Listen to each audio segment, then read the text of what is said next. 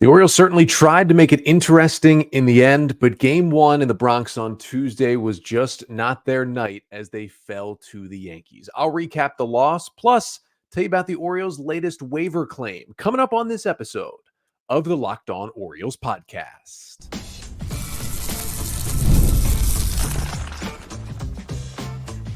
You are Locked On Orioles, your daily Baltimore Orioles podcast. Part of the Locked On Podcast Network, your team every day.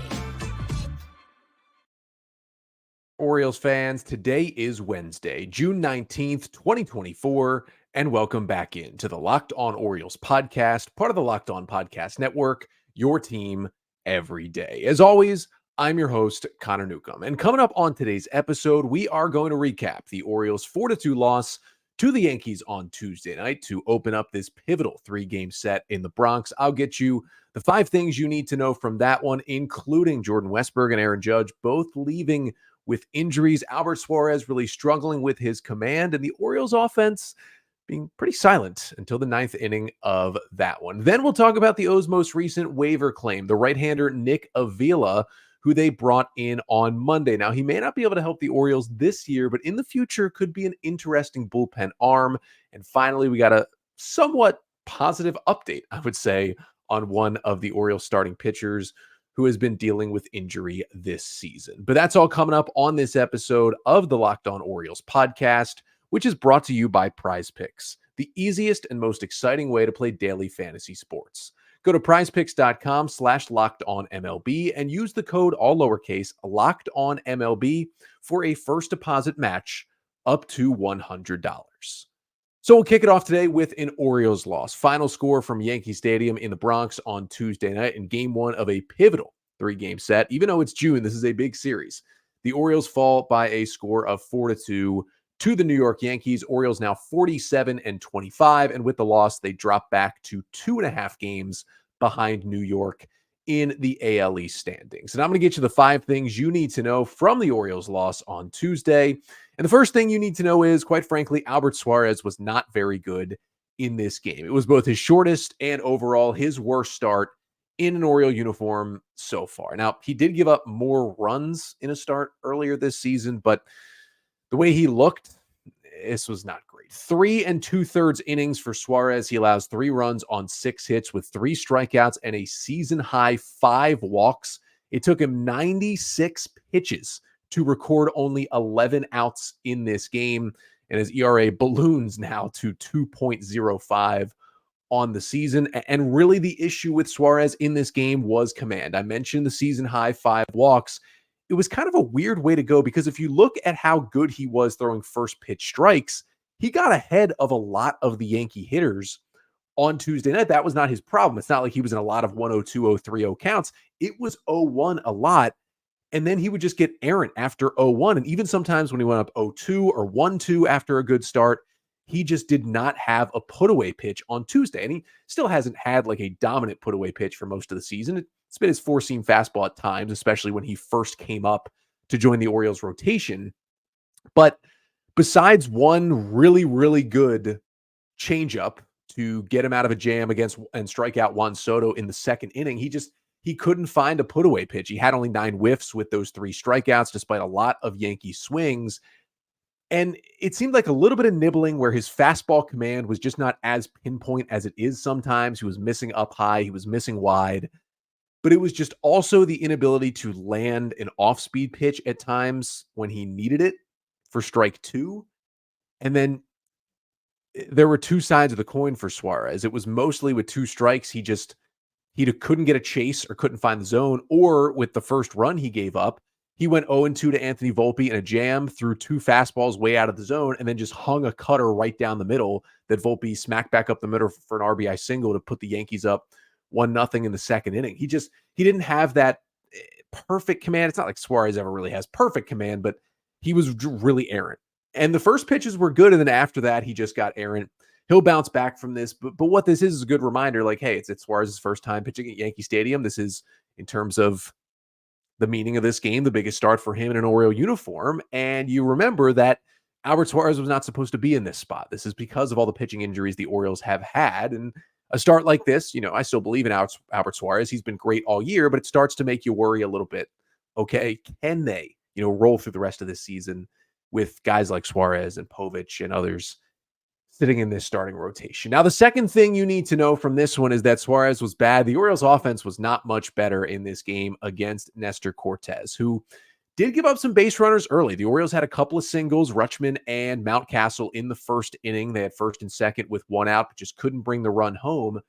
And that was really the only time they got Nestor Cortes into a jam. They did have another hit in the second. The Yankees, played some outstanding infield defense, took away 3 or 4 hits from the Orioles just around the diamond in this game. So that was pretty impressive. But that first inning was kind of the only rally for the O's. Nestor Cortes did his usual thing. He mixed his speeds. His velocity was actually up. Like, he was pumping 95. He touched 96, I believe, at one point, which you do not usually see from Nestor Cortes, but he mixed the stuff. He got the strikeouts when he needed it. He got soft contact when he needed it.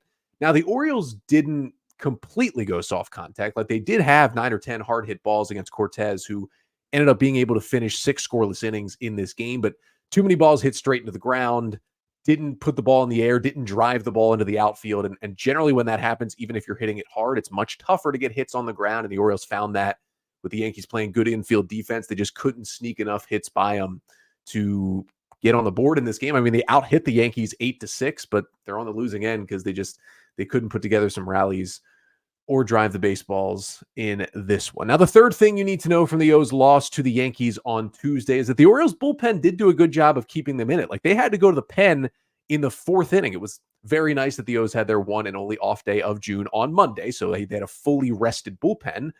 And the other good thing is they only had to use 3 relievers despite only getting 3 2/3 from their starter. So although they didn't win the game, Keegan Aiken, Dylan Tate, and Nick Vespi combined to do a good job. 4 1/3 innings and just 1 run allowed from the bullpen between those 3 guys. And yeah, you don't win the game, but you don't have to use any of your high leverage relievers. Aiken gives you 2 innings of hitless ball, but he did allow a run because of a walk and a wild pitch and a sac fly. Dylan Tate, 4 up, 4 down. Nick Vespi, a pretty impressive 1-2-3 bottom of the 8th inning to keep it a 4-0 game. You like what you see because it's not your high leverage guys and you keep them in the game. And the offense never really got it going enough to make it matter, but it's still a positive sign for that Oriole pen because this could have gotten out of hand. Like, you only get 3 2/3 from Albert Suarez against this lineup in this ballpark. You could look up in the 7th and it's 10-0 and you're really feeling bad. Shout out to the bullpen for this one. Now, the fourth thing you need to know from the O's loss to the Yankees is that Jordan Westburg and Aaron Judge both left this game with injuries. It started with Westburg in the bottom of the 1st inning, 1st and 2nd, 2 down, fielding a slow ground ball over at third base. He picks it up and Juan Soto just kind of runs right into him. It's a weird play. I don't want to blame Soto too much. It seems like a play where you should be able to see Westburg right in front of you in that spot, but he doesn't take Westburg out, but he kind of just jostles into him. They go knee to knee, and immediately umpires make the right call. It's interference for the 3rd out of the inning. It didn't look like any kind of crazy contact over there at third. Westburg seemed fine when he was coming off the field. Now, he was not due up in the top of the 2nd, but then in the bottom of the 2nd inning, O's came back out on the field, and Westburg was not out there. Ramon Arias had replaced him at third base, and the Orioles called it left hip discomfort, and Westburg left the game. Now, I'm recording here like just as the game has ended, so I'm trying to sneak a peek to see if Brandon Hyde has said anything about Westburg since I started recording. He has said so far that Westburg is day-to-day. That's what Hyde has said. And he said that his hip is pretty sore. Westburg's hip is pretty sore at the moment. So we'll see what happens there. The Orioles have been without Westburg for a couple of days. Back in May, remember, he got hit on the wrist with that pitch and missed a couple of games. Without Westburg, you will see Ramon Arias and Jorge Mateo, with Mateo at 2nd, Arias at 3rd in the starting lineup. The question becomes, now the Orioles didn't do it the last time this happened. They were without Westburg for a game, and then he was available off the bench for the 2nd game. If the O's think, he doesn't need to go on the IL, but, he might be out 2 to 3 games, it's hard to just have him sitting there and being unavailable because the Orioles only have 1 bench infielder. So even if Westburg doesn't have to go on the IL, but if he's unavailable for, say, the next 3 games, You go without an infielder on the bench. You're starting Arias and Mateo. You got Henderson at shortstop. And then if any of those guys gets injured, you don't have anyone to go to. And it doesn't allow you to pinch hit for Mateo or Arias late in the game because you don't have anyone to enter for them in the infield. So that can get a little dicey. So even if Westburg doesn't need to go on the injured list, there's a chance that the Orioles could make a roster move. It could be where Kyle Stowers just unfortunately has to go back down. And I could probably see them calling Connor Norby back up just to get another infielder on the roster for a couple of days. That is certainly a possibility here if Westburg is that sore and it does have to miss a little bit of time as he is day to day. And then the other big one was Aaron Judge getting hit by a pitch on the hand by Albert Suarez. Judge actually stayed in the game after getting hit, played an inning defensively, and then came out for a pinch hitter, Trent Grisham, in his next at-bat. If you think the Orioles threw intentionally at Aaron Judge or at Gleyber Torres, who was also hit by a pitch in this game on the hands, just stop. Grow up, get over yourself. They're not throwing at Yankee hitters. There were a couple pitches into the Orioles. They're not throwing at Orioles hitters. That is not happening. Just stop right there. Stop. But it sucks for the Yankees. Judge, I believe, went to a local hospital to get some x-rays and get some tests done on it.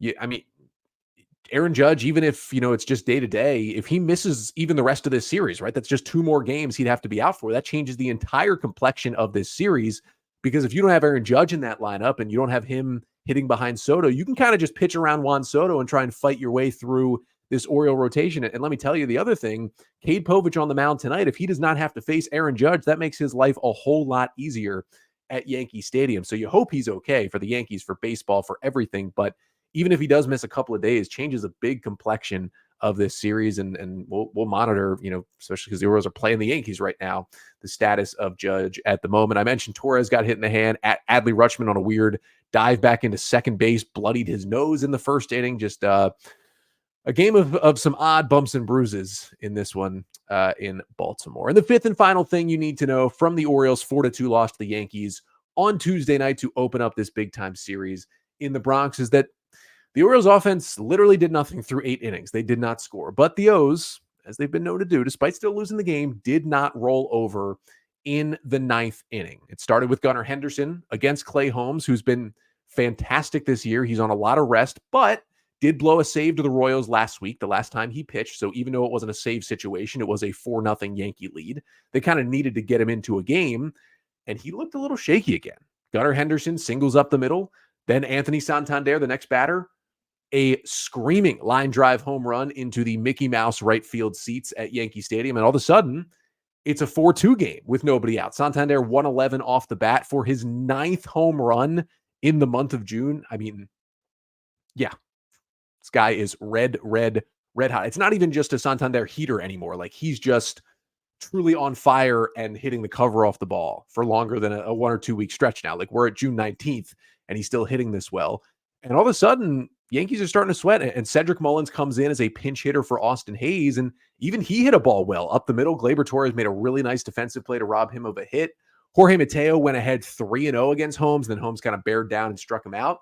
And then Colton Cowser ripped the ball down the first base line, hit it 98 off the bat, and DJ LeMahieu made a great diving play to touch the bag at first and end the game. If any of those 3, Mullins, Mateo, or Cowser, get on, you've got a chance with Ryan O'Hearn as a pinch hitter representing the tying run. They almost got there against Clay Holmes, who 2 things for the Orioles that were big in that 9th. 1, they showed themselves, hey, we can hit Holmes, who has been one of the best closers in baseball this year, especially if they see them again.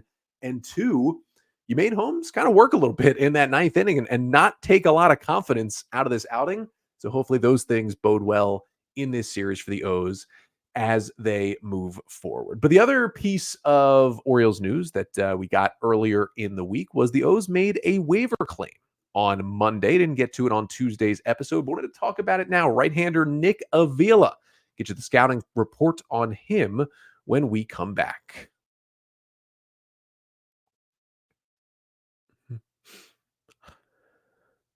But first, this episode of the Locked On Orioles podcast is brought to you by eBay Motors. Passion, drive, and patience. It is not just for your favorite team on the diamond to win championships. It's also what keeps your ride or die alive.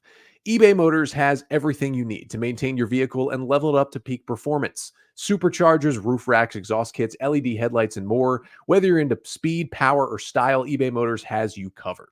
With over 122 million parts for your number one ride or die, you'll always find exactly what you're looking for. And with eBay Guaranteed Fit, your part is guaranteed to fit your ride every time or your money back. Because with eBay Motors, you're burning rubber and not cash. So with all the parts you need, the prices you want, it's easy to make your car the MVP and bring home huge wins.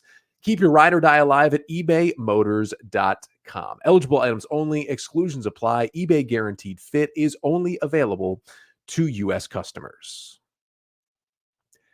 And this episode of the Locked On Orioles podcast is also brought to you by Prize Picks, the most exciting way to play daily fantasy sports. With Prize Picks, you could turn $10 into $1,000 in a single game watching your favorite sports this summer. You can make a Prize Picks lineup in as little as 60 seconds, and all you need to do on Prize Picks is pick more or less on anywhere from 2 to 6 player stat projections, and you're locked in. It is really that simple. You can add your favorite players from the diamond to your Prize Picks lineups all season long. It could be strikeouts, RBIs, first inning runs. Take your pick, more or less, and add them to the lineup today. So maybe you're looking at tonight's game and you're looking at someone like Adley Rutschman. Maybe it's more or less 1.5 hits. Well, I'm taking more on that one, and hopefully it cashes in. So download the app today and use code LOCKEDONMLB for a first deposit match up to $100. Again, download the Prize Picks app today. Use code LOCKEDONMLB and get a first deposit match up to $100 at Prize Picks. Pick more, pick less. It's that easy.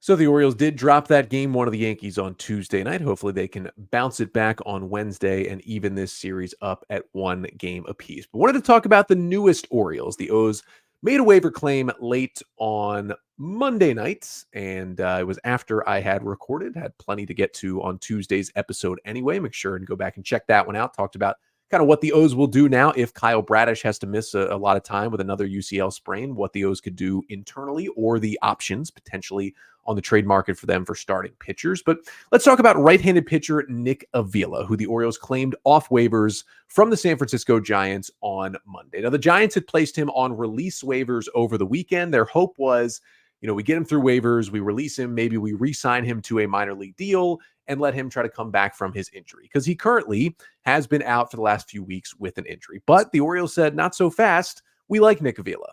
And they got a waiver claim on him. Now, they immediately, because he has options, optioned him down to AAA Norfolk and immediately put him on the minor league injured list at AAA Norfolk with a right shoulder impingement. Right now, the reporting, at least from San Francisco, is before he had left there, is there's kind of no timetable for his return right now. The right-hander Avila went on the injured list back on May 31st. He had been optioned to AAA May 26th. He'd been in the big leagues before that, and then basically a week later went on the IL and has not pitched since then. Now, right shoulder impingement, that doesn't sound as bad as UCL sprain, but generally for pitchers, when it comes to recovery timeline and also getting back to what you were, shoulder injuries generally end up being worse for pitchers even than elbow injuries are. There's a bigger epidemic of elbow injuries, but shoulder injuries tend to do more damage. Now, we don't still know the extent of Avila's injury.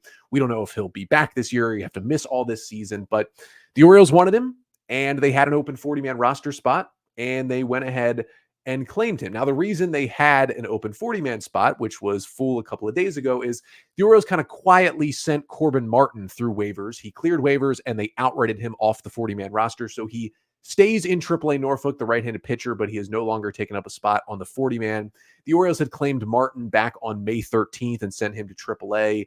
He allowed 8 runs on 16 hits and 10 2/3 innings down there. The O's are kind of messing with his pitch mix, trying to find out something that works. Former top pitching prospect, drafted by the Astros when Mike Elias was there. That's why Martin is around, but they opened up the spot for Avila. And I have a feeling the Orioles are going to do the same thing with Nick Avila that the Giants tried to do, especially if the shoulder injury is going to keep him out for an extended amount of time. He's already in AAA. They're going to try to pass him through waivers. They figure no one's going to want to claim him to use a 40-man spot on him if he's going to be out for an extended amount of time and hasn't even proven himself as a big league pitcher yet. So the O's will probably, the next time they need an open 40-man spot, will probably waive Avila and try to just keep him in the organization. but not have him on the 40-man roster. Now, in terms of what he has done on the mound, Avila made his major league debut with the San Francisco Giants this season. He made 8 appearances out of the Giants bullpen this year and didn't go amazing. 11 and 2/3 innings, he allowed 11 runs on 17 hits, but under the hood, it was much better. 14 strikeouts to only 3 walks is really, really good. Now, 2 homers, a 66% hard hit rate against him. That's not great. But in your first big league stint, in 12 innings, you go 14 Ks to 3 walks. There is certainly something there, and that is what the Orioles looked at. Now, it is a 5-pitch mix for Nick Avila, who does provide a little bit of length. 4 out of his 8 outings for San Francisco were 2 innings, so that's good. But only 1 of the 8 outings did he get out of it scoreless, so he never really got himself into any kind of groove. As I mentioned, it's a 5-pitch mix, 4-seam fastball that he throws at least a good amount of the time at the big league level, but he also throws a cutter a lot. In AAA, actually threw the cutter more, but in the big leagues this year, threw the 4-seamer more. It's kind of his 1-2 pitches. That 4-seam fastball, it's anywhere from 94 to 95 and a little bit above. That cutter sits around 88 to 89. And the cutter is a pitch that he basically tries to get some soft contact off of. It was the pitch, though, in the majors that got absolutely killed. It was the pitch in the minors that got him a lot of outs. Now, both of those things are very small sample sizes. You're going to take the minor league numbers above the major league numbers because he pitched an entire season in AAA last year and had a 3 ERA in 72 innings, 21% strikeout rate, 10% walk rate, 57 hits. Pretty solid ground ball pitcher in AAA. So you want to go more off of what he did in AAA because that's 72 innings versus 12 innings in the big leagues. Again, cutter got some outs. Fastball was solid velocity. Then he throws a sinker. It's a heavy fastball approach. Actually kind of reminds me of Dean Kramer in terms of the pitch mix. Like, really, the pitch mix is basically Dean Kramer almost to a T. So think about the stuff that Kramer throws. That's what you see when Avila is out there. It's just he's been basically a reliever his entire time in the minor league. So it's in shorter stints with a little bit higher velocity at times. The breaking balls are a slider and a knuckle curve. They kind of do intrigue me. The slider has been pretty good. I mean, barely anybody hit it last year in AAA, and the curveball had a 39% whiff rate. It was his best swing and miss pitch last year at the AAA level. So there's some intriguing stuff here from Avila. I think the O's will want to work with his pitch mix, but that is, of course, whenever he can get off the injured list, and that kind of remains to be seen. I would say between the injury and the fact that he's in AAA, not a great chance we see him in an Oriole uniform in 2024. So you may ask, well, why would the O's even claim him? As I mentioned, they're going to try to get him through waivers, keep him in the org, get him off the 40-man, and probably target him as a bullpen piece in 2025 to potentially help the Orioles. Former 26th round pick by the Giants out of Long Beach State. He was this year in April ranked by Eric Longenhagen at Fangraphs, the Giants' number 34 ranked prospect in their system with a 35-plus future value. He's 26 years old. He'll be 27 in July, and Longenhagen kind of projected him to be an up-down relief pitcher for the Giants in 2024. Some other teams saw something in him. He was selected in the Rule 5 draft by the White Sox in 22, but didn't make the team and was returned to the Giants. And again, did make his big league debut with San Francisco this year. So, hey, hopefully he gets healthy sooner rather than later and can maybe be a bullpen piece for the O's this year. I mean, the Giants, a team trying to get to the playoffs, saw enough of him to put him in the bigs this year. Maybe the O's can as well if he does get healthy. But just another, kind of potential depth piece who doesn't really hurt you, doesn't really take up a big roster spot. Just kind of one of these low risk, potential high reward pickups in Nick Avila, who does have options, is not super old, and has some stuff that the Orioles can certainly work with once he gets this shoulder thing figured out and gets himself back on the mound. But speaking of pitchers trying to get back on the mound, the Orioles have not had some great injury luck with their rotation this year. But I would say on Monday, they got something that might have been the first piece of good news they've gotten from a starting pitcher injury in a while, and that news surrounds Tyler Wells. We will get to that to finish off the pod coming up next.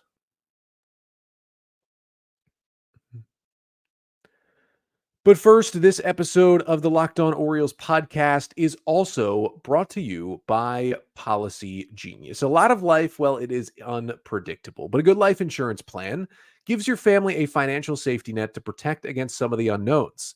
Policygenius is the country's leading online insurance marketplace. It makes choosing the right policy for your family quick and easy. With Policygenius, you can find life insurance policies that start at just $292 per year for $1 million of coverage. Some options are 100% online and let you avoid unnecessary medical exams. And Policygenius understands that talking about life insurance can be stressful. Thinking about life insurance can be awkward and stressful, but it's an important thing to look at. And it can be important to be covered as well. And you can find all of your options at Policygenius. They help you easily compare your options from America's top insurers in just a few clicks. And here's the best part, I think, for me. They're award-winning agents. They can walk you through the process step by step if you're struggling with whatever part of this. So get peace of mind by finding the right life insurance with Policygenius. Head to policygenius.com or click the link in the description to get your free life insurance quotes and see how much you could save. That's policygenius.com.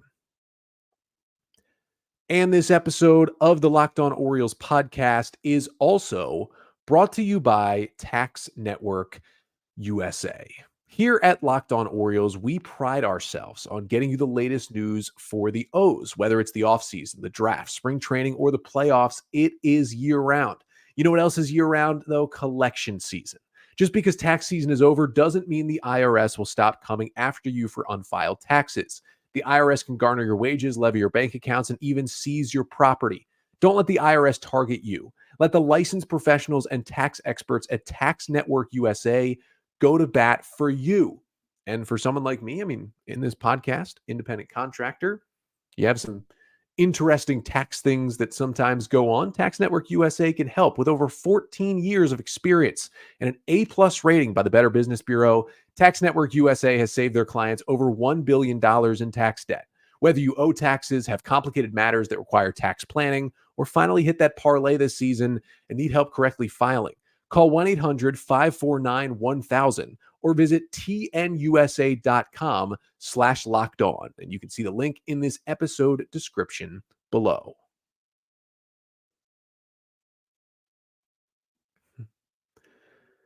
So we've got one final piece of Orioles news to get to before ending this Wednesday episode, and that is Tyler Wells, who a few weeks ago, it was announced on the same day that both Tyler Wells and John Means would be done for the season and would be undergoing season-ending elbow surgery. Now, we knew that for both of them, it was a UCL injury, and we knew that it was fairly serious for both of those guys. Now, Wells had been out for longer. He made only 3 starts early in the year before feeling some elbow pain and inflammation. They shut him down.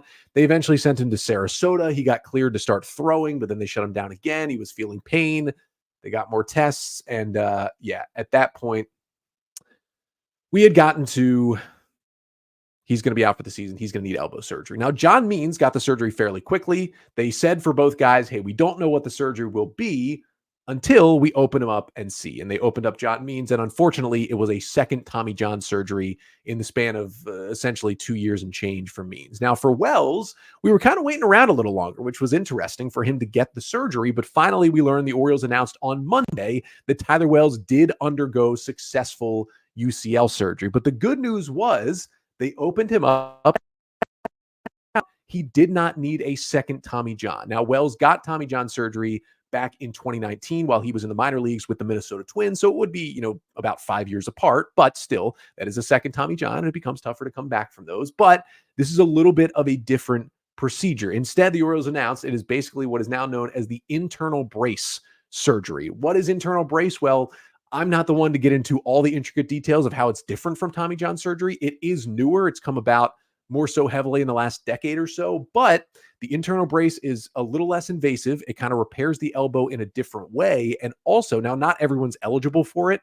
It depends on the severity of your injury if you're eligible for it, because you're going to hear me say this and be like, why doesn't everyone get the internal brace? Well, it's only certain situations that you can do it, but they've still seen positive results from the internal brace, and the recovery timeline is quicker. You hear people talk about anywhere from 12 to 18 months to get back on the field from Tommy John surgery. From the internal brace, you hear more like 10 to 12 months, and sometimes it can be like 8 or 9 months. So you're looking at Tyler Wells right now, and if all goes swimmingly with the internal brace procedure and his rehab goes great, like you're doing the math and you're like, Tyler Wells could be, in a perfect world, back by opening day 2025 for the Orioles. Now, I would still pump the brakes on that because it's still his second major elbow injury. And I do think here's the other thing. If the Orioles were to bring him back and rehab him as purely a reliever, he could be back sooner because you don't have to build up as much. But I still think with the Orioles wanting as much starting pitching depth as possible, they're still going to build up Wells as a starter. So maybe opening day is maybe a little too ahead of our skis. But I mean, if you say, hey, Tyler Wells is back in some point in May of 2025, that's totally believable right now, which is a great sign for Wells and a great sign for the Orioles. And hopefully they can get a good chunk of the season from him, whether it's as a starter or a reliever next year. He can help this Orioles team. And that was definitely some good news for the Orioles to get, because as we know recently, it hasn't been good news for the likes of John Means and Kyle Bradish and Danny Coulomb and others who have felt these injuries on the pitching staff. It's not just the O's, it's a league-wide thing, but it seems like it's definitely hurt the O's. They've been very, very healthy the last 2 years, just kind of hasn't been the case this year. But hey, a little sprinkle of good news on the injury front for the Orioles. But either way, they've got a baseball game to play here on Wednesday night, trying to up this series with the New York Yankees. And they're going to send the rookie to the hill. Third big league start. Hey, go pitch in Yankee Stadium, Kate Povich. But he's coming off a great 6 scoreless innings against the Braves. And who's on the other side?